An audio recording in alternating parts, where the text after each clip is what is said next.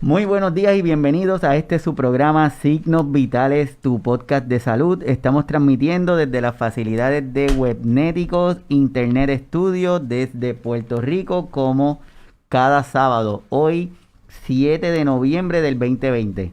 La pandemia de la enfermedad del COVID-19 ha cambiado la vida de miles de millones de personas a nivel global. La imposición de restricciones que obligan a las personas a quedarse en su casa como medida de prevención del contagio del SARS-CoV-2 ha cambiado múltiples aspectos de la cotidianidad de las personas, creando una nueva realidad para la que no estábamos preparados. Despidos que han provocado la pérdida de vivienda, de autos, de viajes, de vacaciones, trabajo en jornadas parciales que han provocado el ajuste de un nuevo estilo de vida, padres que se han convertido en maestros, en técnicos de computadora, abuelos que ahora son maestros, padres, empleados, niños distanciados de sus compañeros de salón de clases con un distanciamiento físico que limita su desarrollo social, feligreses que llevan meses sin congregarse de forma presencial en ese lugar sagrado en donde se calma la conciencia y se le quita el peso al espíritu. Todos estos cambios han tenido un efecto psicológico en las personas, llegando a provocar la pérdida de la sensación de seguridad, de control y de protección que tenían. Si hablamos de nuestros cuidadores y nuestras cuidadoras, esta pandemia ha significado una pérdida de la rutina, tan necesaria en el proceso de cuidar. Aumento en el tiempo del cuidado, disminución de periodos de reposo, cambios en los patrones del sueño, cambio en sus hábitos alimentarios, mayor estrés cuando alguien los llega a visitar, entre otros sinnúmero de cosas. Al sumar estos eventos, podemos decir que el nivel de pérdidas es uno abrumador y se le añade la muerte de un ser querido, la cual en muchos casos ocurre sin haber tenido un proceso anticipatorio de la muerte. Nos lleva a presentar un proceso de duelo o de despedida muy diferente a lo establecido en nuestros rituales de velorio y de despedida. Es por eso que hoy estamos aquí transmitiendo desde Webnético, desde tus signos vitales, porque queremos continuar un diálogo que empezamos hace unos programas atrás hablando de la conversación para el final de la vida. Hoy estaremos hablando de ese duelo incompleto, cuando fallece un ser querido por el COVID-19 o por otra causa distinta al COVID, pero que las regulaciones impuestas por la pandemia hacen que esa despedida no sea lo habitual. Para ello, tenemos la compañía del tanatólogo señor Rafael Babilonia Llama, el cual cuenta con una vasta experiencia en el campo de la tanatología, cuidado de personas. Es conferenciante, miembro activo de múltiples grupos comunitarios y de la iglesia, fundador de Make-A-Wish Foundation of Puerto Rico, coordinador de 2 grupos de apoyo de Alzheimer, entre otros. Además es barista, musicólogo y un muy buen amigo de nosotros. Aquí les presento a don Rafael. Don Rafael, bienvenido. Gracias por la invitación. Encantado de estar aquí nuevamente. Siempre el encantado soy yo que aceptes venir y que nos permitas aprender de lo que nos vas a estar ofreciendo hoy. Esto es un tema que, a pesar de que se está hablando cada vez más, yo entiendo que la forma en que nos vas a permitir tener este contacto con este tema va a ser un poquito diferente, va a ser un poco más amplio, que nos va a permitir conocer, y a muchos de nuestros cuidadores, de las personas que se están conectando hoy con nosotros, yo estoy seguro que van a tener una perspectiva mayor al momento de hablar de lo que es duelo, porque quizás le pasa como a mí, que yo pensaba que el duelo era una cosa y de repente el duelo es como que más amplio, no es tan simple. Así que te agradezco mucho que estés aquí con nosotros hoy y voy a presentar rápidamente las estadísticas. Solamente lo que quiero es demostrar la cantidad de muertes, porque hoy ese es el aspecto en que nos vamos a estar enfocando. Eso es a nivel mundial, sobre 1 millón de personas. Esto es a través de la Organización Mundial de la Salud, los 10 países principales. Tenemos Estados Unidos, India, Brasil, Rusia, Francia, España, Argentina, la United Kingdom, Colombia y México. Y de ello lo que estamos señalando es la parte de muertes, porque es lo que queremos enfatizar en el día de hoy. En Puerto Rico, hoy, esta estadística fue de ayer, 862 muertos. Y lo que queremos es darle definición a eso. Y a nivel del mundo, el coronavirus, el 6 de noviembre, Francia marca récord de contagios con 60.000 casos positivos en un día. En un día. Y la sanidad notifica sobre 22.516 nuevos casos de COVID y 347 casos de fallecimiento. O sea, que la pandemia, desde sus inicios, nos han dicho que esto es un virus, que es contagioso, que se va a ir, que es cuestión de que estemos distanciados, que nos quedemos en nuestras casas, pero mientras pasa el tiempo, quizás la gente se confía y vuelve y surgen esos brotes, surgen estos números de casos, y hoy lo que queremos es demostrarle o pedirle a la gente que nos está viendo y escuchando que no pierdan el distanciamiento, que el uso de mascarilla, el lavado de manos, que estén protegidos en sus casas y que no bajen la guardia, porque de lo contrario la podemos pasar difícil. Así que por favor, vamos a tener ese control para evitar eso. No sé si te causó impresión de que en Estados Unidos 3 días consecutivos los contagios excedieron de 100.000 personas. En una ocasión estaban 123.000, o sea, que en vez de estar bajando, están subiendo. Y esos contagios, la gente no entiende. La gente dice, bueno, hay 7 millones infectados y solamente hay 240.000 muertos.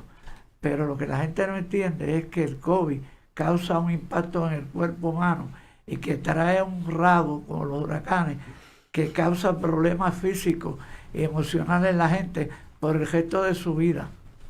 Estamos hablando de 7, los Estados Unidos son 7 u 8 millones, no, los infectados total, estamos hablando de 100 y pico mil diarios. Sí. O sea, no mueren, no tienen que morir, pero van a tener problemas significativos y que eventualmente, complicados con otras cosas, pueden causarle la muerte posteriormente. Así mismito es. Y comenzando con nuestro tema de hoy, me gustaría primero recomendarle a las personas e invitarlos de que se muevan a nuestro episodio anterior donde usted estuvo, Conversaciones para el Final de la Vida. Ese episodio lo pueden encontrar tanto en Spotify, en su formato de podcast, como en la página de YouTube bajo el tema de Conversaciones para el Final de la Vida, porque esto de hoy es como una continuidad de ese tema, porque vamos a estar hablando y yo entiendo que se va a complementar muy bien. Don Rafael, ¿qué significa tanatología y qué hace un tanatólogo? Bueno, la tanatología se puede creer como una ciencia. Es una ciencia que trata todo lo que tiene que ver con la muerte y otros temas relacionados como ritos funerales, el duelo, los aspectos sociales y económicos, o sea, todo aquello relacionado con la muerte, la tanatología. Y la gente pregunta, ¿y qué es tanatología? O sea, ¿de dónde sale? La palabra viene del griego, thanatos, que es muerte, y logia, que es estudio. O sea, estudio, muerte. Inicialmente la tanatología empezó tratando aspectos de la muerte únicamente, pero hoy día la tanatología brega con todo tipo de pérdidas significativas.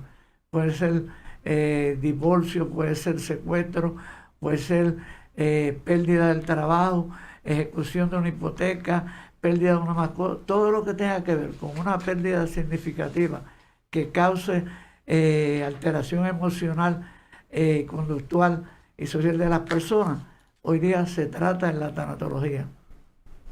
O sea que la tanatología no solamente, como personas tal vez como yo pensaba que solamente se limitaba a la parte esta de procesos de muerte, sino es que una pérdida significativa puede causar una alteración, y ahí en la tanatología incluye eso.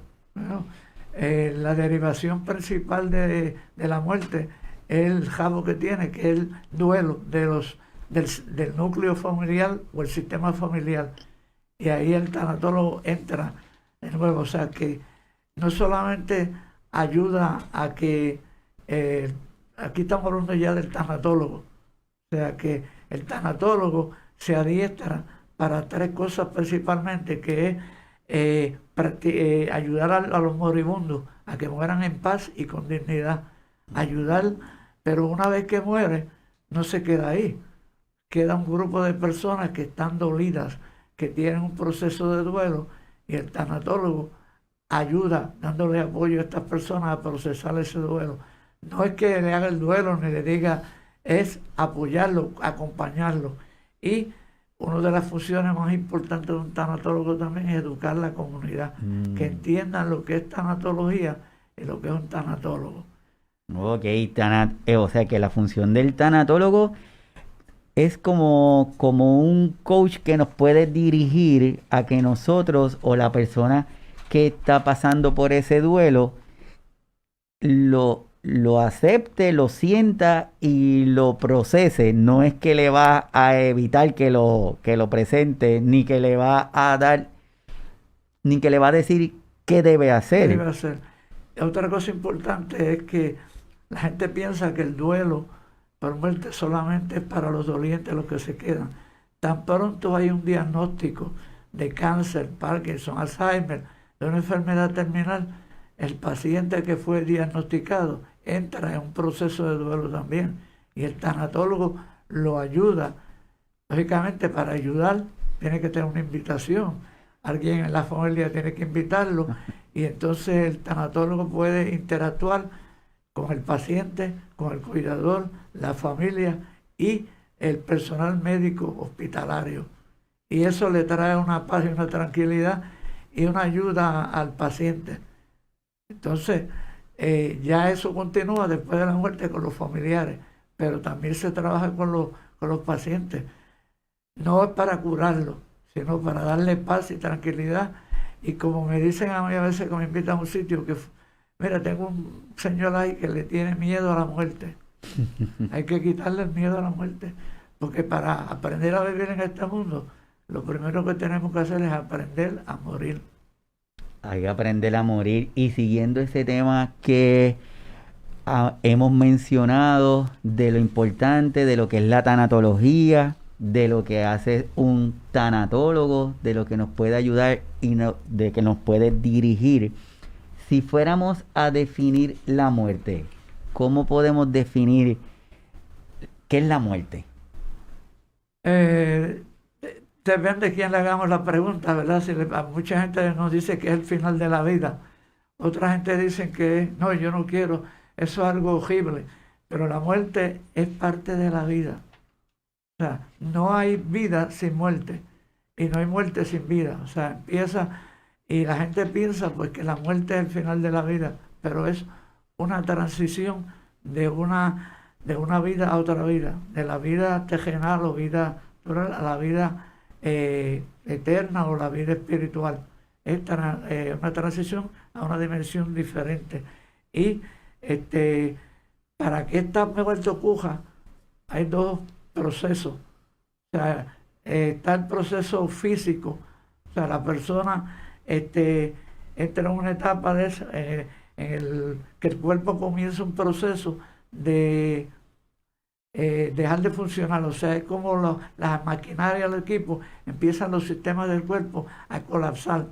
Y este es un proceso que parece una sonata sinfónica, porque es un proceso tan organizado y tan sincronizado que va poco a poco perdiendo eso. No lo vemos, a menos que estemos de cuidador y estemos allí, podemos ver cómo el paciente va cambiando, la coloración de la piel, en los ojos, pero hay síntomas que nos dicen qué está pasando.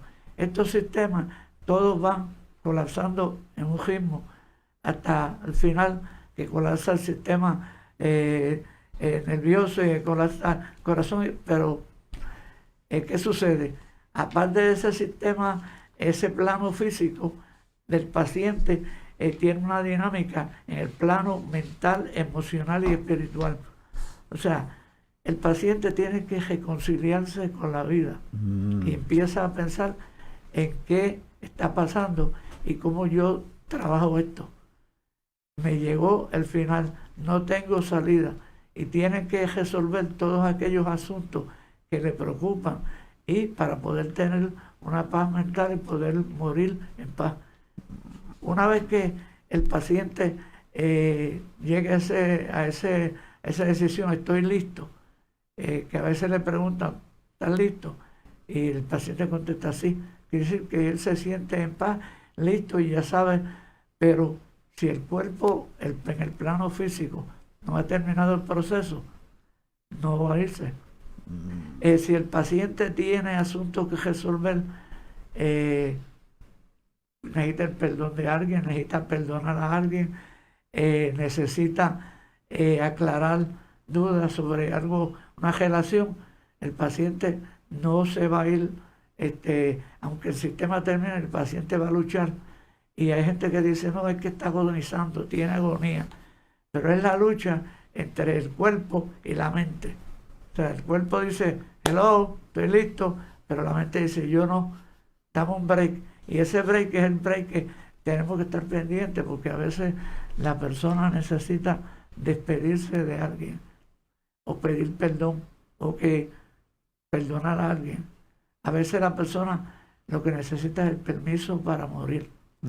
Todo paciente en etapa final necesita permiso para morir. Y es una bendición estar allí y poder ser quien dé ese permiso para morir. Y la gente a veces dice, pero eso es cruel, ¿cómo yo le voy a decir muérete? No, no tenemos que ser tan drásticos. Pero una caricia, pasar la mano por la cabeza, hablarle de una ocasión, una experiencia conjunta que fue bien agradable y hacerle saber que vamos a estar bien, los que nos quedamos vamos a estar bien. Este mundo se puede ir en paz si sabe que no me tengo que preocupar de esta gente. La esposa o el esposo, los deudos que llaman, que se quedan, ¿verdad? Están bien. Eso es importante. Y esa persona no va a morir hasta que no reciba el permiso para morir. Y la gente pregunta, pero yo no sé cómo es que se hace eso. Todos aquí somos locos con ir al aeropuerto a despedir a un paciente cuando se va para Nueva York, para Orlando, Filadelfia, Connecticut, etc. Y hacemos de tripas corazones por llegar allí hasta, antes íbamos hasta el avión, ahora tenemos que pararnos en donde está la gente de las aduanas y seguridad. Pero más o menos eso, estamos despidiendo a esa persona para que va a ser el viaje más importante de su vida. El viaje a la vida eterna o a la eternidad. Y cuando la persona se encuentra mentalmente y emocionalmente preparado, lo siente y ve que está adelante, no necesariamente necesita que haya un núcleo grande de personas con él. Él puede decidir quién quiere que lo acompañe en ese momento final. Pero una cosa que es importante, que hay gente que dice, pero yo no quiero, fulano murió solo. Nadie muere solo. Todo el mundo está acompañado por una persona, un personaje que mucha gente cree que es ficticio, pero que de niño era nuestro amigo constante. Y a través de los años ha estado ahí, que lo conocemos como el ángel de la guarda. Ese ángel, ese espíritu está ahí esperando el momento dado que nosotros estamos listos para acompañarnos. Es como un edecán que nos acompaña en ese viaje eterno. Y hay gente que pregunta, ¿y podemos comprobar eso? Mira, la doctora Elizabeth Kubler-Ross en los años 50 y pico, 60, estudió más de 20.000 casos de muerte, experiencias cercanas a la muerte. Y todos ellos hablaban de una persona que lo acompañaba y que estaba allí esperándolo. Y a veces la gente en un hospital, mira, un familiar que dice, mira quién está ahí. Y nosotros nos reímos y decimos que está delirando. No, es que está viendo ese ángel de la guarda, que no lo vio mucho tiempo, porque estaba ahí, pero de incógnito. Ahora dice, aquí estoy yo para acompañarte. O sea, nadie muere solo. Así es, así que mi gente, estamos hablando con el tanatólogo don Rafael Babilonia y esto no ha empezado todavía a hablar del tema que vamos a hablar hoy. Esto es la introducción. Así que, don Rafael, ese proceso de muerte con el paso de los años ha ido cambiando, como usted dice, y esos procesos que hace que nosotros tengamos vida es porque todo nuestro organismo está funcionando de una forma al unísono. Todo está ahí trabajando de una forma adecuada para que nosotros podamos tener lo que conocemos como que estar vivo. Si hay alguna alteración, hay alguna persona se siente mal, llegan al hospital. Antes le tomaban el pulso, si no tenía pulso, no tenía respiración, pues decían se murió.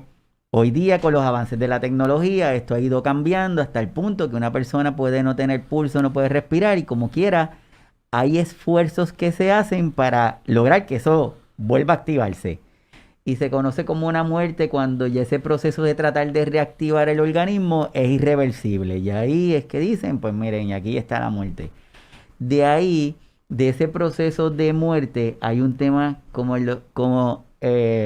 don Rafael está mencionando, que se conoce como una muerte digna. Y en la parte de tecnología, esa es una de las metas, ¿verdad? Que cada uno de nosotros tengamos esa muerte digna. Y le comparto a todos los que nos están viendo esta definición que me parece interesante, que dice que el derecho a morir dignamente es una extensión natural del derecho fundamental a vivir dignamente. La relación de vida y muerte, no hay más nada. No hay más nada. Hace referencia a la garantía que tienen las personas de ejercer su autonomía al final de la vida. Esto no es un derecho unidimensional, sino un conjunto de facultades que le permiten a un individuo o quien lo represente válidamente ante la ley tomar decisiones libres e informadas y tener control sobre el proceso de su muerte, imponiendo límites a terceros, familias, profesionales de la salud, el Estado, sobre lo que puede o no hacerse en lo que concierne a su cuerpo, integridad y vida. Eso lo tomamos de una página en Colombia que se me hace bien interesante. Y eso es lo que nosotros en un modo simple le decimos las directrices anticipadas, que es un documento que cada uno de nosotros debemos hablar. Y vuelvo y les pido por favor que pueden visitar nuestro conversatorio con don Rafael en las conversaciones para el final de la vida, donde lo hablamos un poquito más y donde don Rafael nos da algunas recomendaciones. Pero lo quería traer en el día de hoy, antes de introducir al tema de la pandemia, porque muchos de nosotros y muchos de nuestros países latinoamericanos no nos gusta hablar del proceso de muerte. Bueno, también quería mencionar, para beneficio de los que nos estén viendo y nos estén oyendo, que en mi página de tanatología digital en Facebook coloqué esta semana un documento que resume todo lo que hay que saber y conocer sobre las directrices anticipadas. ¿Qué son las directrices? ¿Qué envuelven los documentos? ¿Dónde se consiguen? ¿Qué debe contener?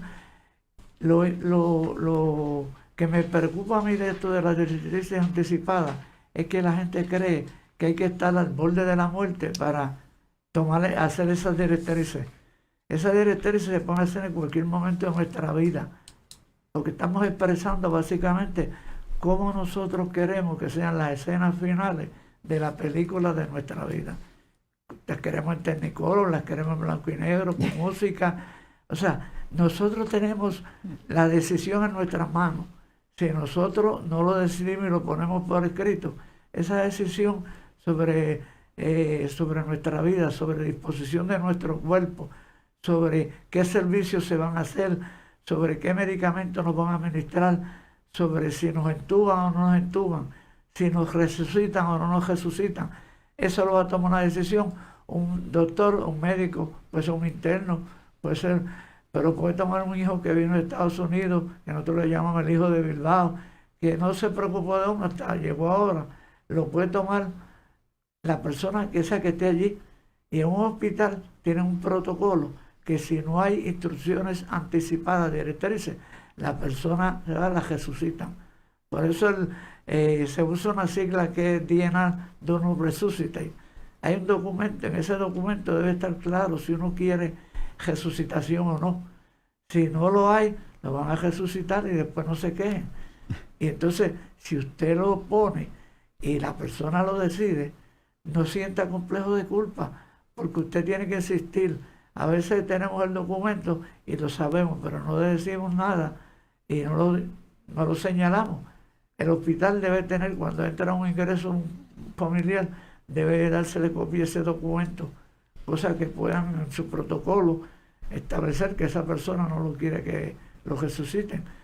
Pero si acaso falla el hospital, pues usted puede estar allí, si hay alguien acompañado, y decir, no, nosotros tenemos anestesia anticipada.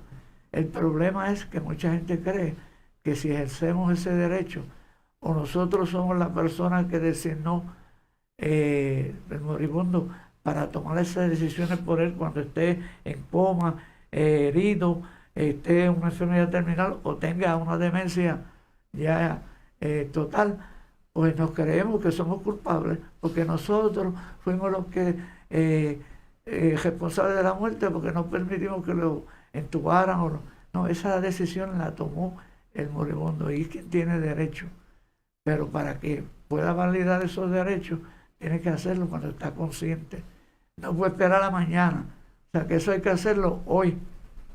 Y las instrucciones son claras, se consigue el documento, se consigue en los planes médicos, se consigue con los médicos de familia, con los médicos principales, se consigue en las plataformas, usted pone en Facebook y le salen documentos ya que usted tiene que alterarlo, cambiarlo a su gusto y hable con su médico también, él tiene experiencia que le va a dar un documento y le va a decir, esto es lo que tiene que incluir. Entonces usted se sienta y toma sus decisiones. Pero quiere decir que usted va a planificar su propia muerte. Digo, hablando una joya bichuela, pero nadie quiere hacer eso. Porque piensan que si lo hacen, eso va a acelerar la muerte. Por eso es que esperamos al último momento, cuando estamos ya al último momento, es que vienen esas decisiones y entonces la persona puede estar ya que no puede expresarla. Es igual que las decisiones sobre las cuestiones religiosas. Mucha gente a veces llama a ministro, un sacerdote, un rabino, lo que sea, dependiendo su fe, cuando el paciente ya está agajándose a la vida por las uñas. Cuando usted puede hacer eso de que el paciente cae enfermo, mira, que el paciente se exprese, se ponga de acuerdo, dirección espiritual. Exacto, o sea que una de las recomendaciones hasta este punto es que si ese documento se llama directrices anticipadas es porque se está anticipando un evento y al anticiparnos del evento nosotros vamos a decir qué cosas queremos que hagan o que no hagan con nosotros. Pero anticipar un evento que tiene un nombre que no nos gusta. Exactamente. ¿Verdad? Porque planificamos una fiesta de despedida de año de Thanksgiving, un viaje a Disney, el viaje todo, pero no planificamos para el viaje más importante de la vida. Entonces todos sabemos que eso va a llegar, sabemos que tenemos una fecha de expiración caducida, pero no queremos saberla. Y no la vamos a saber, pero tenemos que planificar para ella. Y esto es uno de los elementos más importantes en la planificación. Y esto es lo que nos va a permitir a los tanatólogos y personas responsables de aconsejar a la familia, asegurando que esa persona se respete su dignidad. Una vez que eso esté expresado, hay que respetarlo.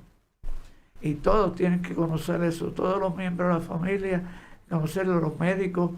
No puede ser un documento secreto, tienen que conocerlo para poder respetar la dignidad. Así mismo es. Así que todos los que nos están viendo, vamos a imaginarnos este escenario. Usted está en su casa con la persona que usted está cuidando, o no necesariamente es con una persona que está dependiente de otra, están en su casa por alguna situación, tenemos que salir para el hospital. Al llegar al hospital, esa persona que llevamos, pues ocurre que su salud sigue deteriorándose hasta requerir una intervención más agresiva, que puede ser que le pongan un ventilador o que le den resucitación, pero van donde cada uno de nosotros y nos hacen la pregunta que quiere que se haga, porque ante la ausencia del documento que estamos hablando, o ante la ausencia de esa conversación en la familia que se tenía que dar, pues entonces imagínense en ese momento tan estresante para todos, el tener que tomar una decisión de entubar al familiar bajo esas condiciones. Así que lo que necesita es como que prepararnos para eso. Eso es antes de la pandemia. La pandemia nos confronta y nos presenta un plano diferente, un cuadro, porque una vez que llevamos al paciente a un hospital, a una facilidad hospitalaria, esos derechos, o sea, eso de que no quiero ventilador, no quiero, ya esa decisión la van a tomar otras personas. ¿Cómo quiere morir? Quiere un entejamiento. Esa decisión la van a tomar los personal médico, el departamento de salud, en vez de un entejamiento normal, va a hacer una cremación. O sea, que nos están, y eso son pérdidas. Estamos perdiendo nuestra dignidad del paciente porque nos están arrebatando cosas que nosotros ya nos planteamos, que decidimos, nos las están arrebatando. Así es, así que dentro del ese escenario que se está dando ahora, lo vamos a utilizar como pie forzado para empezar a incorporarnos a lo que está, a lo que queremos empezar a presentarle a cada una de las personas que está compartiendo con nosotros este conversatorio. Imagínense que hoy día, pues por esto de la pandemia, esos protocolos han ido cambiando y si usted lleva un familiar a un hospital, probablemente una persona sea la única que pueda entrar para estar con el paciente y depende de las condiciones que se den, probablemente ninguna. Entonces, desde la entrada, desde usted llegar a un hospital, significa que ya empezamos a perder, empezamos a distanciarnos, no necesariamente porque lo queremos, es porque esa es la parte de ese protocolo. Así que hoy vamos a hablar de estos temas que le estoy presentando y el tema principal es duelo y le quiero compartir esa gráfica para que vean cuán complicado puede ser este tema del duelo. El proceso es complicado. Es un proceso complicado. Y de aquí quiero compartirles esta información que dice que el duelo no es depresión, es tristeza profunda. El duelo no es un desorden psicológico, es normal la sensación de volverse loco. El duelo no es padecer una fobia, es el miedo que provoca la ausencia del que ya no está. El duelo no es ansiedad, la desesperación que se siente es un proceso normal. El duelo es un dolor emocional. Una persona en duelo no necesariamente una persona en duelo no necesita una mente brillante que le hable, sino un corazón paciente que le escuche, don Rafael. Bueno, el duelo no es una enfermedad, mucha gente cree que el duelo es una enfermedad. El duelo es una alteración emocional y lo importante es que no lo podemos rechazar, no lo podemos evitar. Cuando hay una pérdida significativa, el impacto es inmediato y ahí empezamos un proceso de duelo. No hay alternativa, nadie nos pregunta, ¿tú quieres el duelo? No, el duelo comienza ahí porque viene un shock y estamos entonces un proceso de duelo y ese proceso, esa primera etapa, no tenemos control. Ese duelo nos impacta y entonces lo que entramos es un proceso de negación, porque nosotros decimos, no puede ser, aunque nos digan que murió fulano, que nos llamen del hospital, vamos con la esperanza de que el paciente está vivo. Y sabemos en el interior de que me llamaron y me dijeron, vente para acá, te necesitamos. Y uno no quiere pensar en eso, porque entramos en negación. Y esa parte de negación nos va a turbar la mente, no nos va a permitir pensar claro ni hacer cosas claras. Podemos cometer errores. Por lo tanto, una persona que recibe una notificación de la muerte de un familiar, de una pérdida significativa, lo importante es que no se monte un carro a guiar solo. Esa persona debe estar acompañado y a lo mejor debe ser pasajero, no conductor, porque no va a reaccionar, está como hipnotizado, está narcotizado. Esa persona no puede pensar claramente, está en una etapa de negación, que es la primera etapa del duelo. Así mismo y eso no es cuestión de que uno decida si va a tener duelo o no, está ahí, comienza el proceso. ¿Qué usted hace ahora para procesarlo, para resolverlo?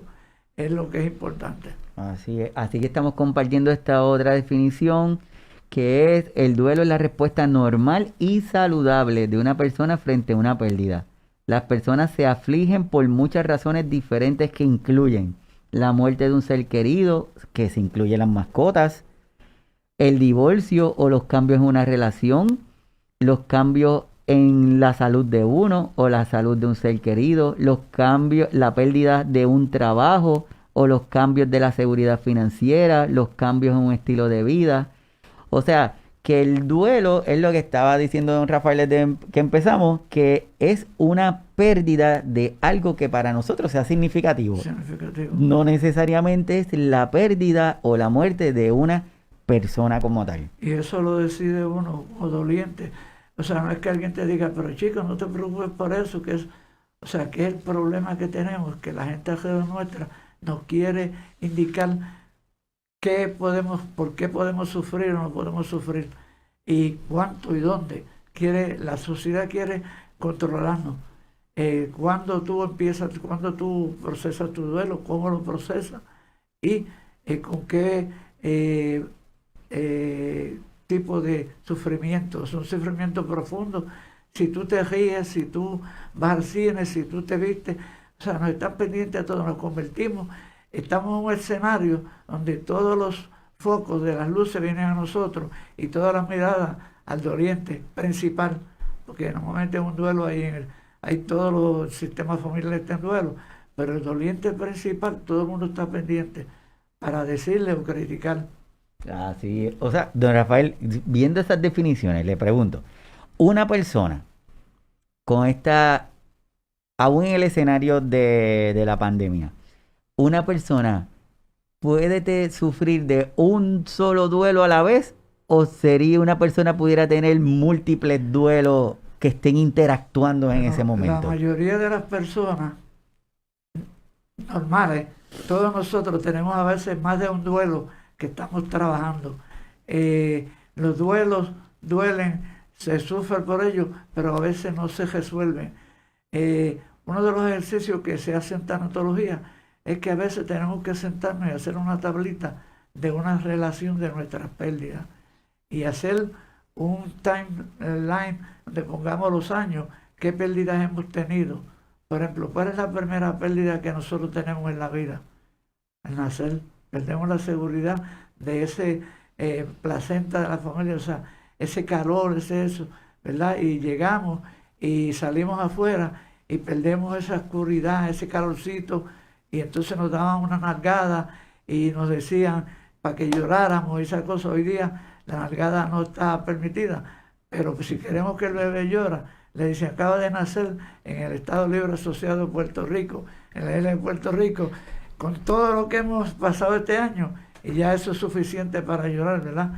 Pero básicamente, o sea, que esa experiencia del duelo, de nacer, o sea, nosotros tenemos unas pérdidas, y tenemos la pérdida de cuando vamos a la escuela, al principio, perdemos aquella seguridad del hogar, cuando nos graduamos, perdemos, a través de los años nosotros tenemos pérdidas de relaciones, de amigos, de amistades, nos mudamos de un barrio a otro, perdemos un núcleo casi familiar de apoyo, nos graduamos, perdemos todas las amistades de escuela superior, entramos a la universidad, pero las relaciones no son iguales, nos graduamos y entramos al mundo de los negocios y ya ahí se desplaza una, o sea, toda nuestra vida es un abanico de pérdidas. Lo importante es resolvemos las pérdidas, procesamos el duelo sanamente, y esa es la inquietud de que si hacemos una relación de pérdidas vamos a encontrar que tenemos múltiples pérdidas sin resolver. ¿Cuántos de ellos han sido por muerte, han sido por desplazamiento, nos tenemos que mudar, perdemos el tatuaje? Todas esas pérdidas significativas las hemos tenido, y el que no haya tenido es que ya no está aquí en este mundo, ya está beatificado, santificado, pero todos tenemos pérdidas, y si tú haces una relación de esas pérdidas, entonces también puedes ver esas pérdidas están relacionadas con qué persona de tu círculo de familiar o amistades. Y puedes empezar a tratar de resolverla y a comunicarte, resolver las más que puedas. Pero para tú poder bregar, para poder ser feliz en la vida, tienes que ir resolviendo tus pérdidas. Mientras estén ahí, te van a perseguir. No podemos estar huyendo a las pérdidas. Así que esto del duelo y de las pérdidas es algo que nos va a estar provocando a cada uno de nosotros que estemos en en esa continua reparación de nuestro ser, de nuestra alma, con esas conversaciones que estamos teniendo. Y existen todo ese grupo de pérdidas que le enseñé. Dentro de ellas, esas pérdidas van a provocar en nosotros algunos sentimientos y van a provocar en nosotros que esas respuestas, cómo nosotros las vamos a estar manifestando, eso es lo que puede cambiar. Y es lo que decía don Rafael al principio, que en la parte de tanatología no es que nos van a dar la contestación y tampoco es que nos van a suprimir. Si que usted quiere llorar, pues hay que llorar. Lo que es importante es entender ese proceso, aceptarlo y continuar moviéndonos hacia adelante. Que esté claro que el duelo no es una enfermedad ni se pega, es una alteración emocional, y entonces mucha gente dice, estoy en depresión, y va a buscar solución. La depresión que tenemos es una cuestión emocional, no es una enfermedad. Para esta enfermedad no hay pastilla ni hay cura, porque lo que nos duele, lo que está sufriendo es el alma. No hay pastilla, ni cura, ni vacuna, ni etcétera. O sea que tenemos que entender que es una cuestión que tenemos que manejar nosotros con ayuda, pero que no hay una solución que un médico va a un psiquiatra, un psicólogo y le dice, tómate esta pastilla. Si acaso le puedes reportar una pastilla de Miplin, ¿verdad? Que la persona no se preocupe tanto y que empiece a procesar el duelo. Así es.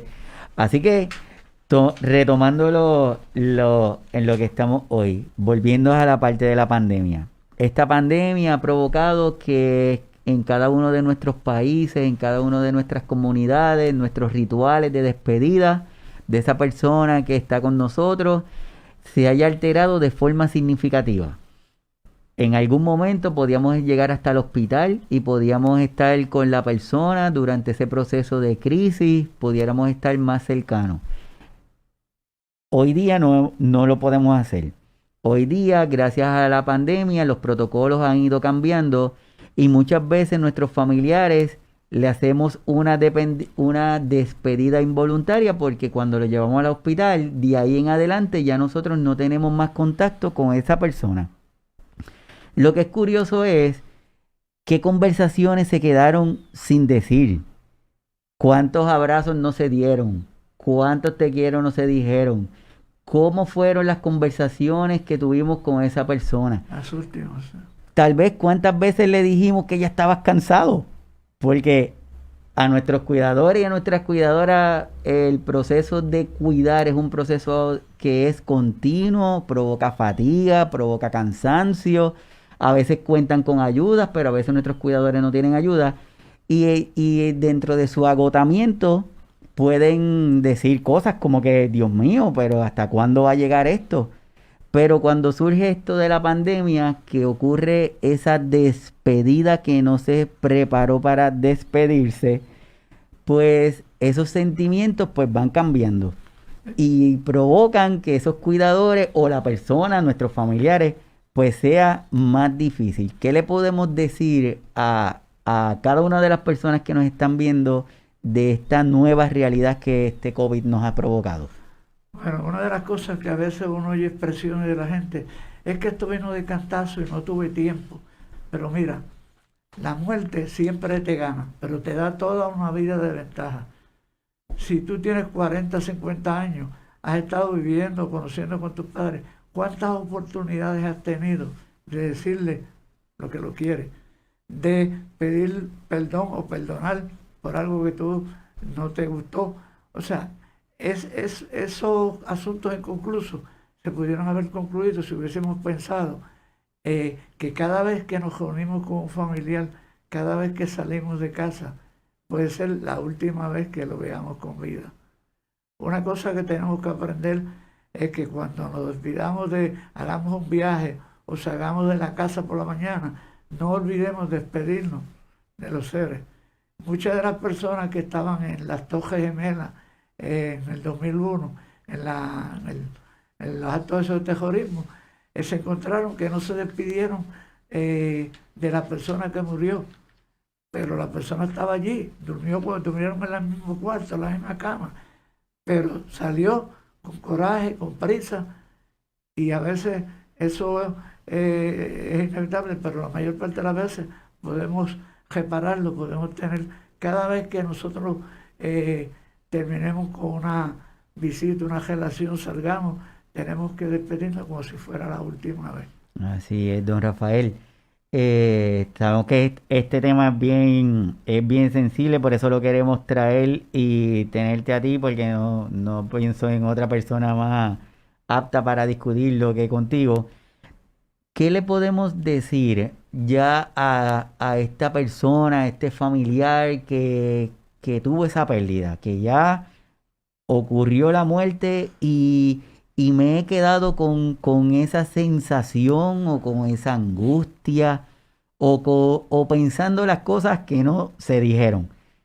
¿Qué le podemos decir a esa persona?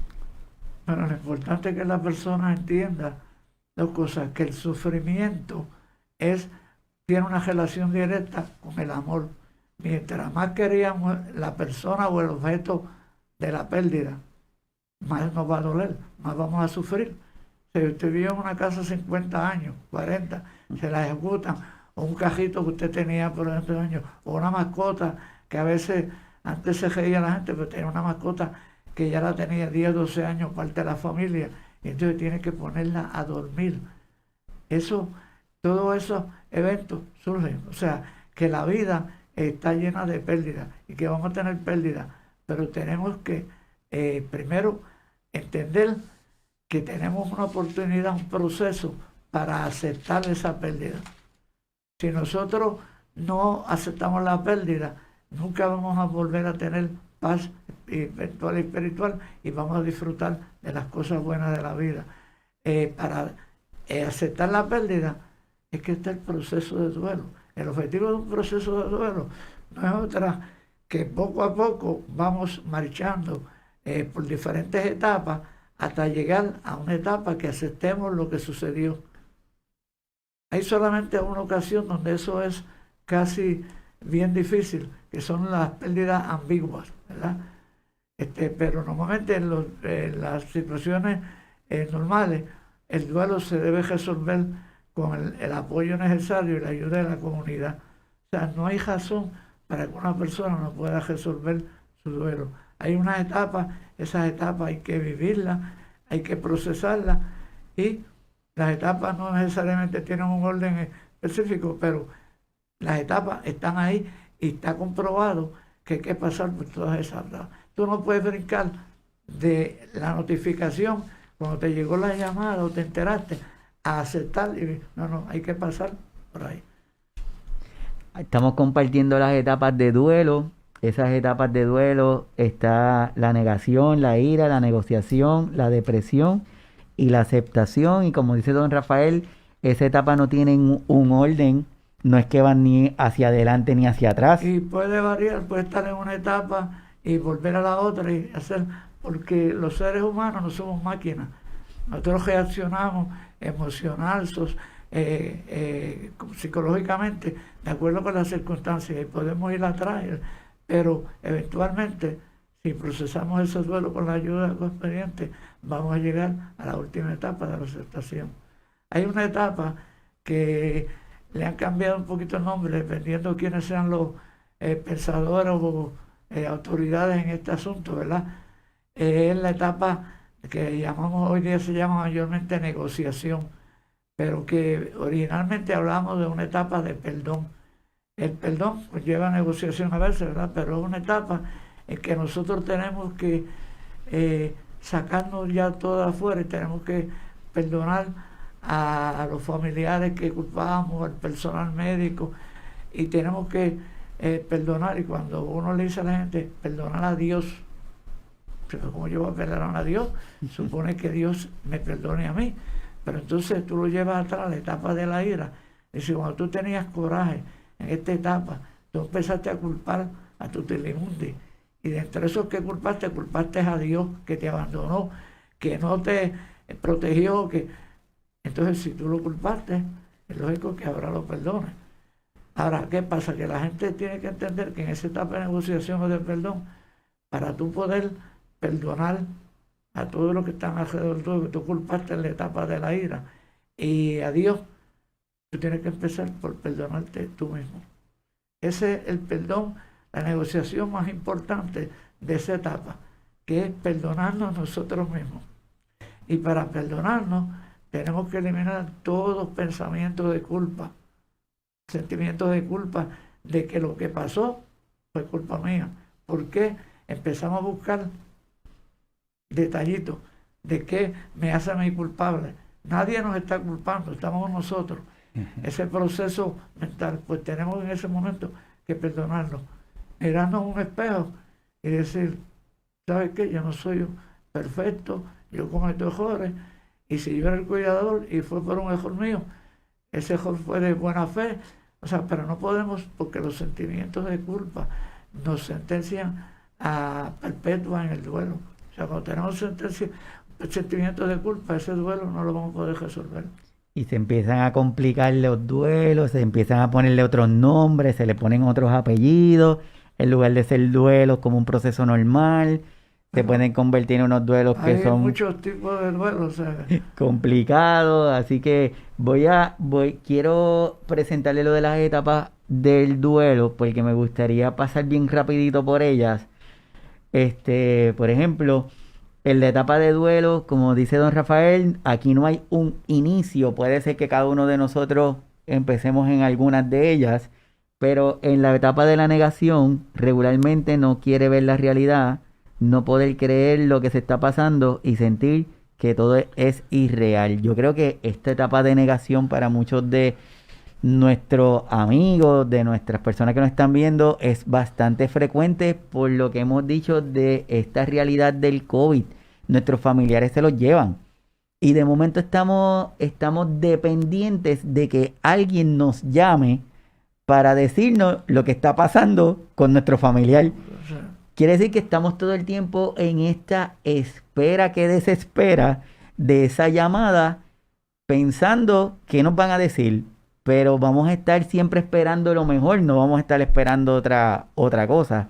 Entonces, el momento que recibimos una llamada dando una información que no es la que queremos, esa negación, ¿cómo nosotros la podemos manejar? bueno, hay un aspecto importante, y ese recurso que tenemos para manejar esa etapa de negación se nos está negando ahora en la pandemia. Son los ritos funerales. Las exequias funerales o fúnebres son el elemento que la comunidad establece para empezar a procesar ese duelo. De hecho, ahí debe comenzar formalmente el duelo, porque los ritos funerales proveen una plataforma, proveen un espacio para que la gente venga a apoyarnos. Nadie nos va, todo el mundo nos va a decir cosas bonitas que muchas no las oímos, no las entendemos, pero nosotros estamos flotando en una nube y la gente nos dice, pero tenemos tanta gente buena alrededor de nosotros que eso nos ayuda a pasar por esa etapa de negación y entender que no soy yo solamente el que me acabo de enterar de la muerte de fulano o de esta pérdida, porque hay otra gente también. Y entonces cuando todo el mundo viene y se acerca a nosotros, en ese momento quizás no reaccionamos inmediatamente, pero cuando regresamos al hogar, si es el caso de una muerte, la casa vacía, ahí empezamos a meditar, a reaccionar y nos damos cuenta de la realidad y de que esta gente, todo el mundo no puede estar equivocado. Entonces empezamos a aceptar, no aceptar, pero empezamos a buscar culpables. O pues entramos en depresión, no puedo hacer nada, ¿verdad? Decimos, oye, ¿qué yo hago? No puedo hacer nada, yo no puedo cambiar los hechos. Entonces se nos pone una depresión y eso es un peligro. O sea, la depresión porque la depresión es el dolor en el alma, se nos duele el alma. Y cuando la gente empieza a tomar medicamentos para el alma, la cosa está mala. Se complica, Sí. se complica. La próxima es el momento de la ira, que surge el enojo, el buscar culpar a algo o a alguien, un sentimiento de injusticia. Se pregunta por qué yo, por ejemplo. Tenemos la negociación, que es cuando empezamos a decir, Dios mío, si tú me sacas de aquí, yo prometo que yo voy a dejar de hacer o voy a Sí. hacer. Pero en esa etapa de ira me gustaría hacer un comentario, que es que tenemos que sacar la ira para afuera porque eso nos está haciendo daño. Nosotros en tanatología, en Ajoya Bichuela, decimos que la ira es vomitar todo lo que te hace daño. Cuando tú comes una comida y te hace daño, o bebes, especialmente en la fiesta de Navidad, ¿verdad? Y todos tenemos una experiencia de esa. Tenemos que sacar para afuera lo que nos duele, nos molesta. Y la ira es un proceso que nos permite hacer eso. Lo que tenemos que tener mucho cuidado es que sacando la ira para afuera, no cometamos el error de herir a las personas que están alrededor nuestro, que nos quieren ayudar. Porque muchas veces nos molestamos, insultamos y rechazamos las ofertas de ayuda con coraje. Y hay que tener cuidado porque una vez que tú haces eso, estás cejando tu círculo de apoyo y estás rechazando ayuda que después te va a hacer falta. O sea que la ira tenemos que descargarla, pero no la descargues con la gente que está alrededor tuyo. Así es, ya hablamos de la parte de depresión y lo último, una aceptación, que se llega a un proceso de reflexión sobre la pérdida donde se busca darle un sentido y comprender esta nueva realidad, que el Sí, COVID ha provocado. la aceptación es diferente a una que hay gente que la confunde con resignación. Aquí no se trata de resignarse a la pérdida, se trata de aceptarla. Resignación es algo pasivo, aceptación es algo consciente y activo. Yo he llegado a la conclusión de que mi vida no puede estar atada, tengo que desapegarme de esta persona, no puede estar atada a esta pérdida, tengo que soltar las ataduras. Si no, nos va a pasar como el elefante, que cuando chiquito la bajan una estaquita pequeña, una cadenita, y siempre todo subir, y después grande, manganzón y con peso, se queda ahí porque se condiciona.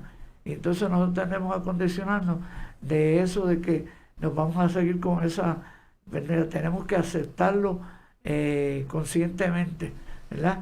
Y Freud decía que la aceptación, esa etapa es la que nos permite a nosotros rescatar aquellas energías que se nos fueron con la pérdida para poderlas reinvertir de nuevo y continuar con nuestra vida.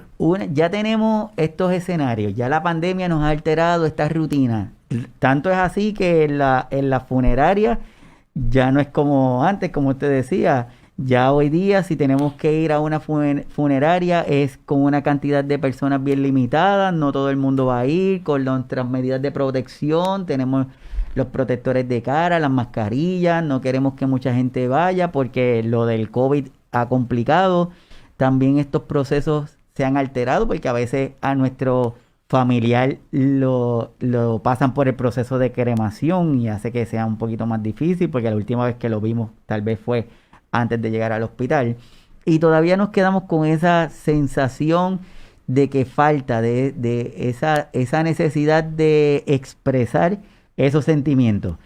¿Qué le podemos decir o qué alternativas tienen las personas desde sus casas, desde donde estén, para hacer esos rituales, para sentir que están terminando ese ciclo? Bueno, hoy día tenemos el tradicional que ha existido siempre y que no desaparece, que es la misa. O sea, dentro del mundo cristiano, la misa viene siendo el elemento más significativo en términos de encomendar o despedirnos emocional y espiritualmente de un familiar, ¿verdad? Y todavía ya hay grupos religiosos de diferentes denominaciones que están dando servicios presenciales, pero lo interesante de esto es que esto ha despertado una revolución en términos de las virtuales, porque casi todas las religiones, casi todos estos han entrado a dar ese tipo de servicio. Es más, mucho más frecuente que cuando no existía el COVID. O sea, uno puede encontrar hoy misas todos los días en diferentes parroquias, servicios religiosos de otras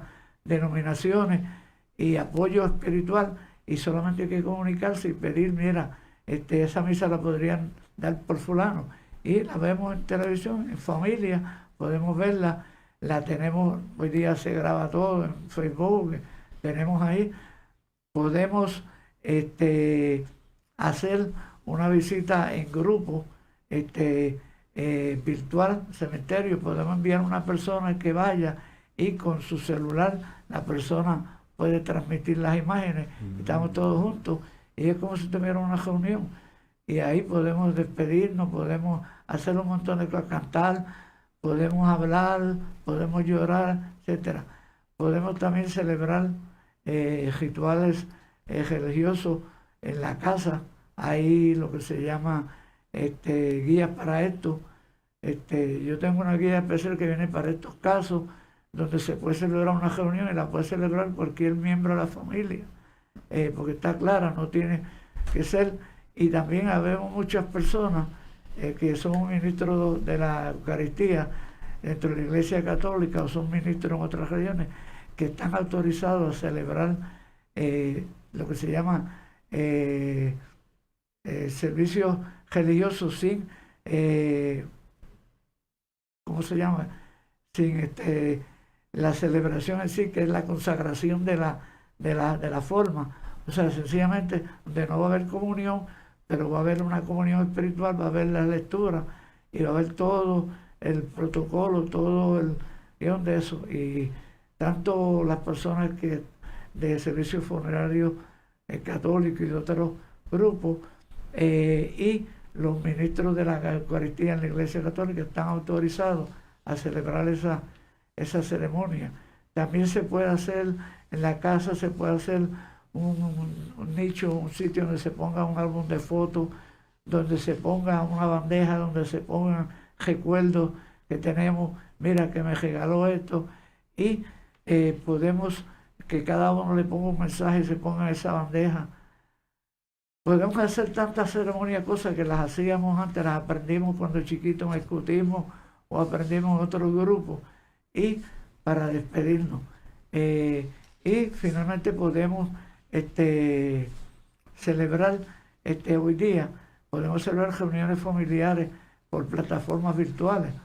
Y ahora es más conveniente porque antes los que estaban en Estados Unidos se iban a otros países. Hoy día, aunque estén allá, nos podemos reunir. Y las reuniones hoy día, por ejemplo, la plataforma Zoom permite hasta 100 personas. Hay otras plataformas con meetings, you name it. Y muchas de ellas son gratis, hay una versión gratis, ¿verdad? Como una limitación de tiempo. En el caso de Zoom son 40 minutos y puedes invitar hasta 100 personas, pero podemos tener reuniones familiares, podemos, lo que íbamos a hacer en la funeraria, podemos hacerlo. Lo que no podemos y debemos hacer es posponer el comienzo del duelo, que eso tiene un nombre, ¿verdad? Posponer y olvidarnos de decir, no, vamos a esperar a esto. Es como cuando tenemos un traje, no, yo lo voy a guardar para esta fiesta. Es posible que esa fiesta no la puedas asistir, o para cuando esto suceda. O sea, lo que tienes hoy, tienes ahora un evento, una pérdida, y tienes un duelo. Empieza a procesarlo ya mismo. No esperes, porque si no estás haciendo algo que es uno de los tipos de duelo, que es retrasar el duelo, posponerlo. Y si lo pospones, lo retrasas, ese duelo se puede congelar, pero te va a estar persiguiendo constantemente. O sea, es uno de los tipos de duelo que la gente incurre en él, entra en ese duelo sin planificarlo, sencillamente no hace nada, lo pospone. Así que, sí. Por favor, empieza a procesarlo, haz algo. De las alternativas que tienes, usa una de ellas, o usa dos, y envuelve a la mayor número de gente posible. Perfecto. Tanto es así que esto del COVID ha causado tanta alteración en la celebración de los rituales de muerte, que el famoso conocido Día de Muertos de México se vio afectado por culpa de la pandemia. Se vio que hubo muchos cambios, las personas hicieron lo que usted está diciendo, celebraciones virtuales, altares más pequeños o en sus casas, la participación en cementerios, no fue que no se hizo, pero comparado a otros años hubo una merma por la situación de esta pandemia. Así que lo que es importante no es dejar de hacerlos, tal vez es buscar nuevas formas de cómo tener estos rituales, Hay ¿verdad? una película que no sé, mucha gente la debe haber visto, que se llama Coco, Ah, que habla sí. sobre la celebración del Día de los Muertos en México. Y en esa hay un mensaje bien bonito que dice que la preocupación más grande de los seres humanos es que los olviden. Y se ve que es una lucha de los muertos, de que hay un momento que la gente se va a olvidar de ti y quieren evitar eso, ¿no? Y para eso tiene que haber un legado, unos recuerdos, los retratos. Y ahí explican los retratos, las canciones, etcétera, ¿verdad? Y es increíble cómo esa película de muñequito, una película con música también, pero plantea el asunto del duelo y de la muerte como una cosa natural, como una cosa que todos tenemos que participar. Y cómo nos negamos a veces, nos negamos a perdonar a la persona fallecida por algo que hizo y realmente entendimos equivocadamente lo que la persona actuó porque nunca dialogamos ni hablamos sobre eso. Ajá. Pero si no han visto esa película, Coco, de Disney, está en Netflix y está Disney, Coco, les recomiendo que la vean porque les va a dar una idea bien clara, o sea, de qué cosas se pueden hacer, desde poner un legado, o sea, hablar sobre el legado. Todos los seres humanos, cuando estamos al final de la vida, queremos saber cuál va a ser nuestro legado, qué nosotros hicimos en este mundo, en esta tierra, para hacerlo un mundo mejor, para mejorarlo. Y eso, saberlo antes de morir, es una bendición. Pero si no lo sabemos, si nos los prolongan, o sea, en la memoria, pues se puede hacer un altar del legado. O sea, de qué tú hiciste aquí, cuál fue tu misión en este mundo, a qué tú viniste aquí y si cumpliste con esa misión y cómo lo hiciste. En los ritos funerarios normalmente hay una oportunidad para que la gente hable y diga cómo el doctor Rodríguez Colón impactó mi vida, cómo cambió mi vida, cómo impactó mi vida, una forma, o cómo tal persona en el trabajo. Es bien interesante estar y oír lo que la gente dice, porque cuando tú oyes lo que la gente dice del que se murió, ¿en qué piensa? ¿En qué dirá la gente cuando yo me muera?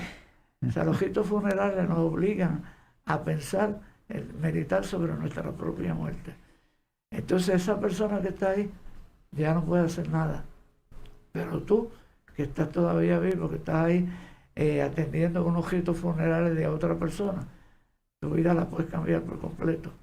Así Así que mismo. si tomas la decisión de que eso es lo que tú quieres.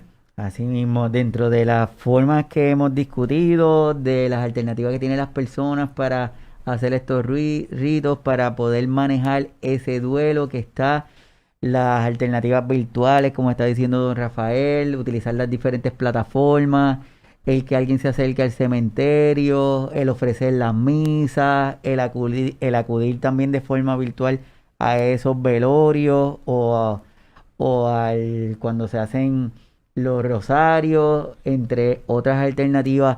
Y hay una que me gustaría que se la compartiera a las personas, don Rafael, que es esta alternativa del desarrollar una carta.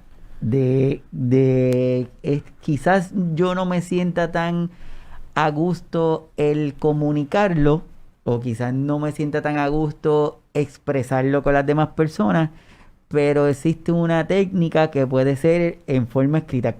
¿De qué se trata esa alternativa? Bueno, se trata de la carta de cierre o una carta de despedida. Lo que pasa es que la carta de despedida se puede confundir con la carta que deja un suicida, explicando o señalando un montón de asuntos que tienen que ver por qué él se suicidó. También hay la carta de despedida que hace una novia. Por ejemplo, hay una canción famosa que se llama Nosotros, Y es una carta de despedida que hizo una persona que no pudo despedirse de su novia, de la persona que él quería, porque era rechazado por los padres. Y entonces él escribió una canción que se llama Nosotros. Nosotros que no queremos tanto, debemos de... Y esa es la carta de despedida de él a su novia. Y esa se la cantaron la noche que él murió. El compositor de esa canción se llama Pedro Junco y murió a los 24 años. Y esa fue su carta. Por eso la carta de despedida puede ser de muchas formas. Una persona se muda. Pero esta es una carta que como recurso tanatológico le llaman la carta de cierre. Porque la carta de cierre es una carta que la persona va a escribir, puede escribir para comunicar todos sus sentimientos, para comunicar lo que le quiso decir al difunto o a la difunta y que no pudo decírselo. O sea, esto es interesante, pero así somos los seres humanos. Yo oigo personas que dicen, yo daría 5 minutos por tener con mami, papi, esta cosa, para decirle esto y esto y esto. Y a lo mejor lo tuvieron 10, 12, 15 años allí con una enfermedad terminal, o estuvieron viviendo toda la vida ser que se vieron y no lo dijeron. Pero ahora le estamos dando la oportunidad que diga todo eso que quiso decir, que no lo pudo decir, ¿verdad? Y entonces, en esa carta, lo que se sugiere es que la persona escriba y diga los asuntos inconclusos, trate de cejarlos. O sea, siempre se nos quedan cosas que, discusiones que tuvimos, cosas que me hicieron daño, que me dieron el ego o que yo herí. Todos esos asuntos inconclusos los tenemos que tratar de cejar. Hubiésemos cejado en vida, fantástico, y ya no podemos. Ahora lo podemos hacer con esta carta. Agradecimiento, expresar amor y despedirnos. Lo que hay que importante es escoger lo que uno desea decir y agruparlo en 3 momentos. Hay 3 momentos o 3 temas que son las enmiendas. Las enmiendas es cuando yo quiero corregir errores que cometí o quiero pedir perdón por algo que yo hice. Es enmendar nuestra conducta anterior y confesar, o sea, el arrepentimiento. Y eso es un tipo de confesión que vamos a hacer por escrito. Enmienda. Segundo es el perdón. O sea, darlo o pedirlo. Y tenemos que ser específicos. Y no nos tenemos que sentir abochornados porque esa carta la estamos escribiendo, nos estamos comunicando con una persona que está en otra dimensión. Y tercero, expresiones emocionales significativas. O sea, a veces la persona necesitaba que le dijéramos que lo queríamos. Te quiero, te echo de menos. Pero si decimos expresiones como esta, te echo de menos, tenemos que entender que siempre al final hay que decirle te quiero, te adoro, pero tengo que despedirme. O sea, es el comienzo del desapego de esa persona, sujeto. O sea, que la carta de cierre, usted se va a sentar, va una vez que tiene esos 3 grupos, enmiendas, perdón y sentimientos, emociones, empieza a pensar en tópicos, los pone, se siente, los escribe. Una carta preferiblemente a mano, porque al hacer la mano estamos utilizando todo el sentimiento, corazón, el sistema nervioso. Si lo hacemos en una maquinilla o una computadora no es lo mismo, a mano. Y una vez que escribamos esa carta, la completamos, no se recomienda que se le hagan cambios. O sea, no le hagan correcciones ni cambios. Usted escríbala y lo que salió, that's it. ¿Usted se acuerda cuando Jesucristo estaba en su última que escribieron INRI arriba en la cruz? Y entonces dijeron no, que lo tenía que cambiar. ¿Y qué dijo Pilato? Lo escrito está. O sea, no se va a cambiar. Y eso aplica a la carta de cierre. No se cambia después que usted le escribe. No haga cambio, no la rompa. Usted escriba lo que salga. Y eso usted vació ahí todas sus emociones, sentimientos. ¿Qué usted hace con esa carta? Esa es una buena pregunta. Entonces esa carta usted no la tiene que discutir con nadie. No tiene que dársela a nadie para que la revise. Usted con su corazón, con su mente, con sus emociones y sentimientos, usted quiere la poder de nuevo, pero no haga cambio. Deje lo que salió de su alma, de su corazón, y no la discuta, no tiene que discutirla con nadie.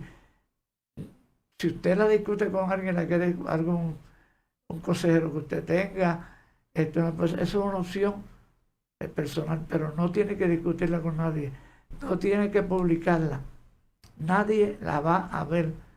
Es una comunicación en una dimensión espiritual suya con el difunto o la difunta.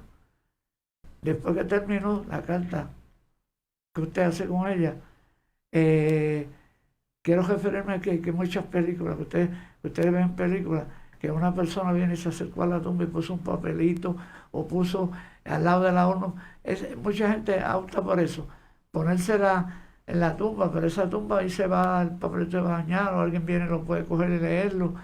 En la urna, si está en una chimenea, puede pasar lo que pasó en la película Meet the Parents, con Robert De Niro, que vino un gato y tumbó la urna. O sea, pero usted haga con la carta lo que usted quiera. Si me preguntan a mí, yo lo quería como una carta que tuviera esa naturaleza, yo la quemaría con una vela, haría un ritual con vela, porque la vela es simbólica de la vida, la muerte se va apagando. Entonces yo quemaría esa carta y me olvidaría de ella. O sea, no guarde esa carta para estarla leyendo constantemente, porque usted tiene que estar haciendo un cierre. Por eso le llamo la carta de cierre. Aquí cerramos la relación que teníamos con ese ser natural, ese ser terrenal. Ahora estamos en una dimensión espiritual y para eso yo no necesito carta. Necesito pensar en el ser, enojarlo, pensar y hacer otras cosas, pero la carta es para vaciar, sacarnos lo que tenemos dentro. Y ustedes preguntan, ¿y esa carta funciona? ¿Qué evidencia yo tengo? Pues mire, lo único que podemos hablar es que cuando hubo el terrorismo en las Torres Gemelas, allí murieron cerca de 3.000 y pico personas que dejaron dolientes, 25 o 30.000 dolientes en los núcleos familiares que no se pudieron despedir. Pasaron 10 años y a los 10 años un tanatólogo bien de estos bravos se lo ocurrió comunicarse con los familiares y pedirles que hicieran una carta de cierre, eso que estamos hablando, que se despidieran de su familiar 10 años más tarde. Así que imagínense lo que ha estado sufriendo esa persona 10 años sin despedirse. Aquí estamos hablando de que ahora, con este COVID, si cogemos lo podemos hacer en menos tiempo de eso, y parece que nuestro sufrimiento va a ser menos. Pero esta gente a los 10 años todavía estaban sufriendo porque no habían tenido un cierre, no se habían podido despedir. Fíjense lo complicado que es esto y cuánto puede durar. Fue increíble la respuesta porque se recibieron miles y miles de cartas. Y una fundación que se llama The Children Foundation decidió escoger entre todas esas miles de cartas. Alguien las leyó y la empezó a clasificar, ¿verdad? Escoger 100 y las publicaron en un libro que se llama Legacy Letters, que yo lo adquirí en las Torres Gemelas, pero las nuevas torres, abajo en el sótano que hay un museo, cuando fui allí, y ese libro me llamó la atención y lo vi, y en un día yo leí las 100 cartas, que son representativas de las miles de cartas.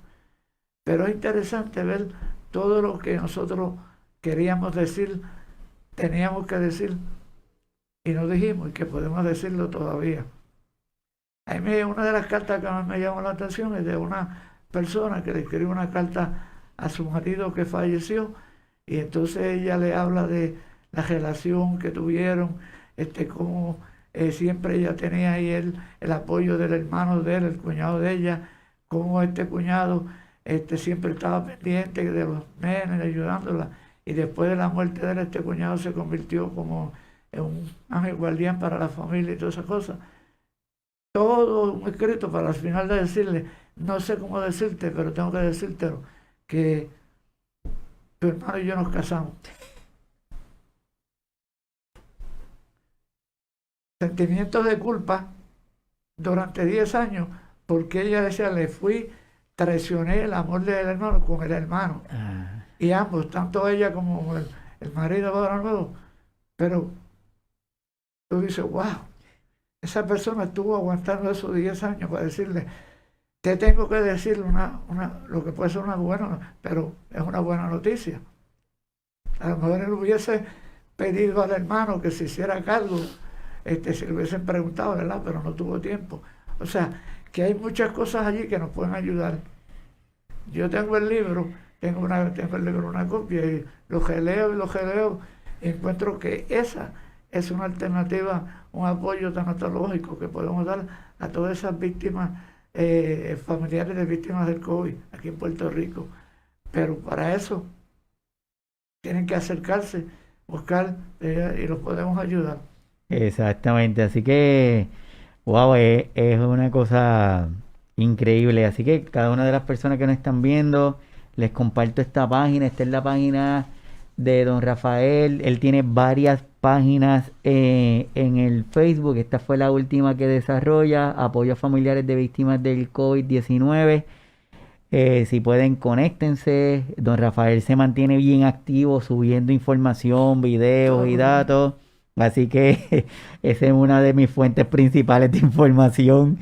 Así que se pueden conectar a la página de don Rafael, apoyo a familiares de víctimas del COVID-19. Y de igual forma, yo creo que don Rafael está lanzando una invitación a que todas aquellas personas que quieran, que gusten, se acerquen a la página para que se expresen, para que vayamos canalizando esos sentimientos, ese duelo, que como todo tiene que ser, tiene que pasar.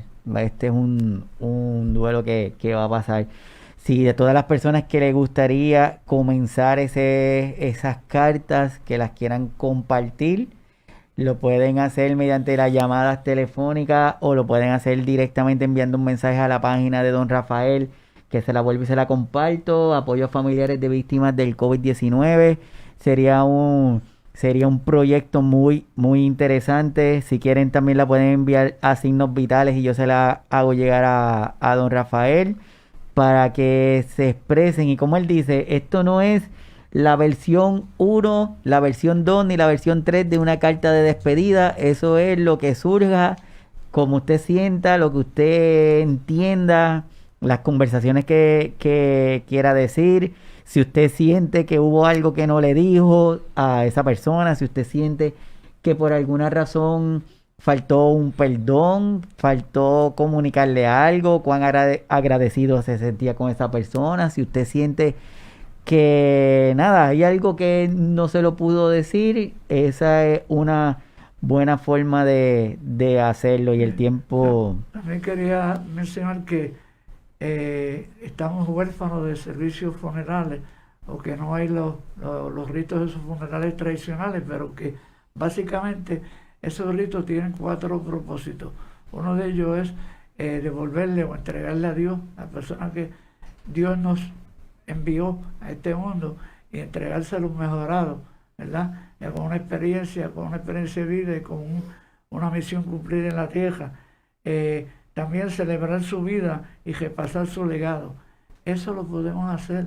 Podemos repasar la vida, podemos hacer su legado, podemos tener reuniones familiares, contar historias, escribirla, hacer videos. Yo te puedo decir que yo hice un video cuando con la esposa mía y yo cumplimos 50 años, hicimos un video de toda nuestra trayectoria, desde que nos conocimos, y la familia, de los viajes que hemos hecho, los bloopers, todas esas cosas. Y ese video le pusimos unos fondos musicales, fueron como 60 o 70 canciones, o sea, pero un video completo por familia, esa cosa de la familia, como está. Eso se puede hacer un video, usted se puede sentar y hacer un video corto, hacer video a los familiares, consolidarlo, pero se puede hacer, repasar esa vida y el legado. Iniciar el acompañamiento del duelo es uno de los objetivos que se logra con De hecho, en la funeraria normalmente empieza allí ese proceso de, mira, yo te voy a llamar, te voy a visitar, dime, y hace tiempo que no te veía, etcétera. Y lo último es reflexionar sobre nuestra propia muerte. O sea, ¿por qué nosotros tenemos que esperar hasta el último minuto para hacer un montón de cosas que podemos hacer a través de los años? Podemos expresar nuestros sentimientos, nuestros deseos para el final de la vida. Podemos perdonar, podemos pedir perdón, podemos resolver los asuntos para poder estar en paz. Y ese ciclo de la muerte que conlleva el aspecto emocional, psicológico y espiritual, que sea mucho más llevadero. El ciclo físico no lo podemos evitar. Y hay algo que es importante, que la gente usa el dolor y a veces por default usamos la palabra dolor, pero que en el duelo nosotros hay que distinguir entre el dolor y sufrimiento. El dolor en la vida es inevitable. El dolor nosotros no lo podemos controlar en el cuerpo. Nos sale un dolor y el cuerpo es tan sabio que nos da los mensajes.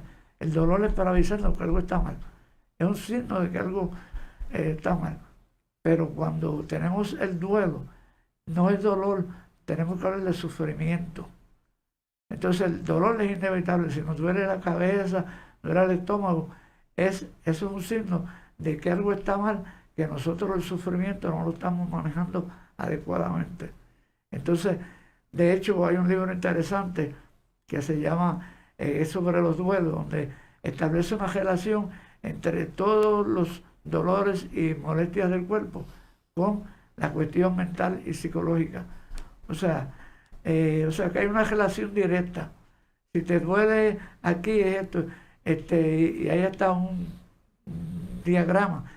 O sea, que nosotros en el duelo vamos a sufrir, pero no podemos brincar el duelo sin sufrir. Si amamos, si queríamos mucho los objetos que perdimos, la casa, el carro, la mascota, el trabajo, etcétera, no nos agremos en la vida, no nos amarguemos, vamos a sufrir, tenemos que manejar el sufrimiento, pero tenemos que aceptarlo. Vamos a hacer el sufrimiento, no va a ser más fuerte, porque el duelo es una experiencia de crecimiento. Así O sea, mismo vamos a es. salir fortalecidos del duelo. ¿Y cuál es la recomendación? Una vez que usted procese el duelo, sepa que hay mucha gente que está en ese proceso, que no lo ha podido resolver. Así que usted se puede convertir en recurso para otras personas que estén en duelo. El duelo estos son procesos, como dice don Rafael, que es importante el lograrlo manejar. El dolor va a estar presente, pero nuestro familiar o la persona que ya no va a estar con nosotros en esta dimensión, lo menos que quería era que estuviéramos sufriendo. Así que, O que sufriéramos demasiado. exacto. Porque Sí, tú no puedes controlar el amor que la persona te tenga. Y si la persona tenía mucho amor, quería mucho, va a sufrir. Eso es inevitable. gracias por estar presente y gracias por estarse conectando a las redes. Hay una cosa que quisiera para dar alguna sugerencia para los dolientes, ¿verdad?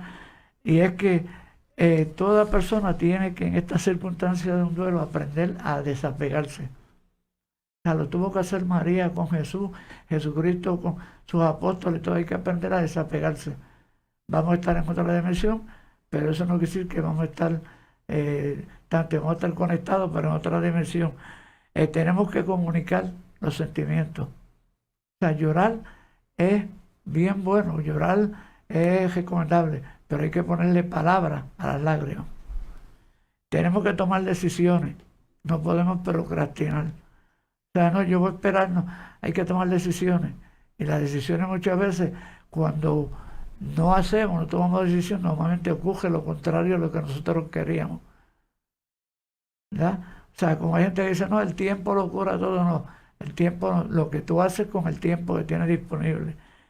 Tienes que ser paciente con el doliente, lo que tienen que ser pacientes con ellos mismos. No pueden impacientarse, no pueden sentir ansiedad, tienen que controlar eso. Hay que acudir a la propia fe. Y mira, yo tengo un reportaje bien interesante, y es que a nivel mundial se ha detectado que un 68% de la población mundial ha estado buscando en todas las redes oraciones para combatir el COVID. O sea, la gente está acudiendo a su propia fe, la que sea, ¿verdad? La denominación que sea, para buscar apoyo, o sea, las oraciones. Y si uno entra, uno va a ver todos los días diferentes oraciones. Hemos visto todos los días en Facebook, WhatsApp, Messenger, you name it, gente exhortando, vamos a orar por las víctimas del COVID, vamos a orar por los familiares. O sea, pero 68% de la población es grande. O sea, que hay esperanza. La persona tiene que creer en sí mismo. Entonces, si tú no crees en ti como cuidador, tú no crees en ti, pues mira, va a estar la cosa bien difícil, porque depende de ti para salir de ese puente, de cruzar ese puente del duelo. Tienes que aprender a perdonarte. No te estés recriminando por los errores que cometiste o por lo que tú crees que tú hiciste. Si tú en un momento dado pensaste que hiciste algo mal y que eso causó un problema, ya no puedes hacer nada. Tienes que perdonarte y vivir con el perdón. Tienes que establecer nuevas relaciones. O sea, si tu núcleo de relaciones desaparece, pero no te puedes aislar. Aislado no vas a conseguir nada.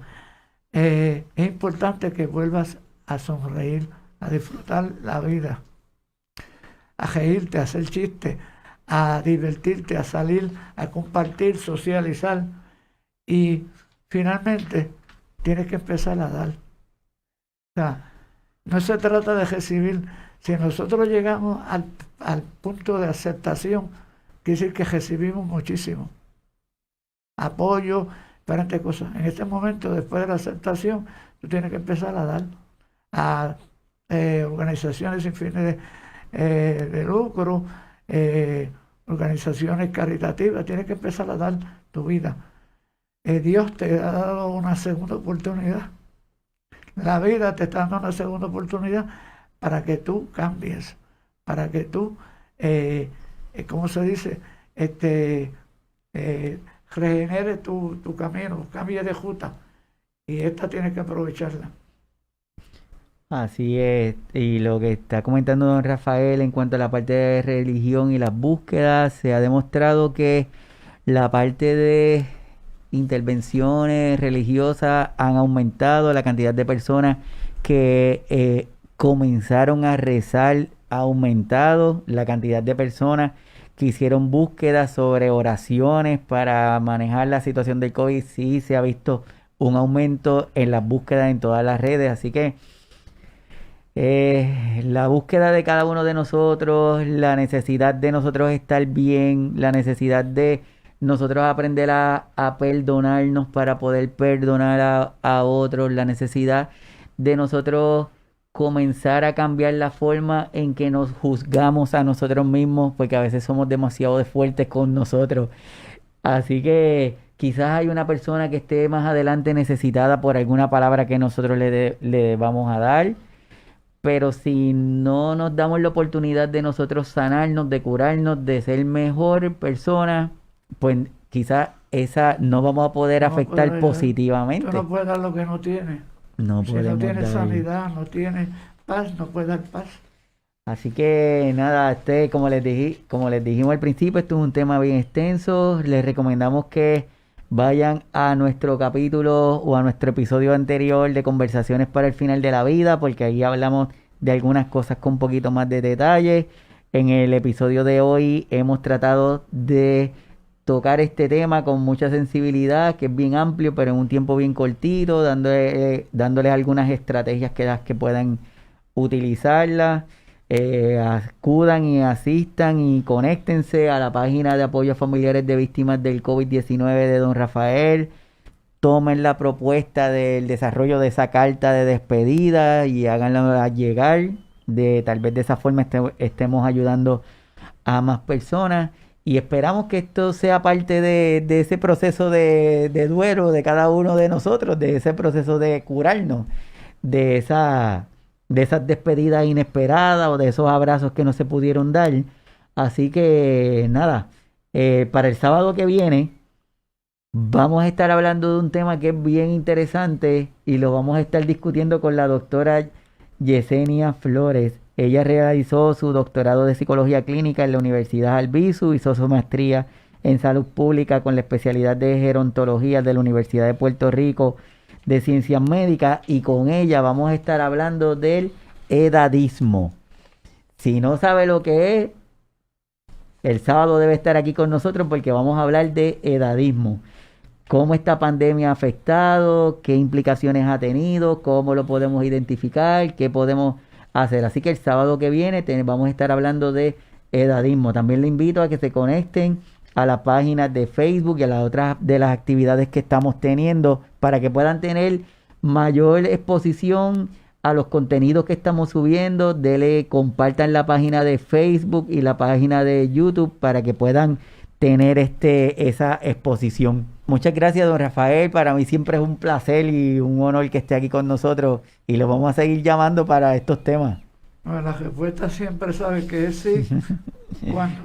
Gracias, gracias. Así que cada una de las personas que se conectaron, gracias por estar ahí. El sábado que viene vamos a continuar con esta conversación. Gracias a todos. Nos vemos el sábado, 11 de la mañana hora de Puerto Rico, 10 de la mañana hora de México. Perdón a los de la Argentina, no lo sé, pero les prometo que lo voy a buscar. Así que gracias por estar con nosotros. Compártanlo, asistan y nos vemos el sábado desde aquí a las 11 de la mañana desde Signos Vitales, su podcast de salud. Hasta el sábado.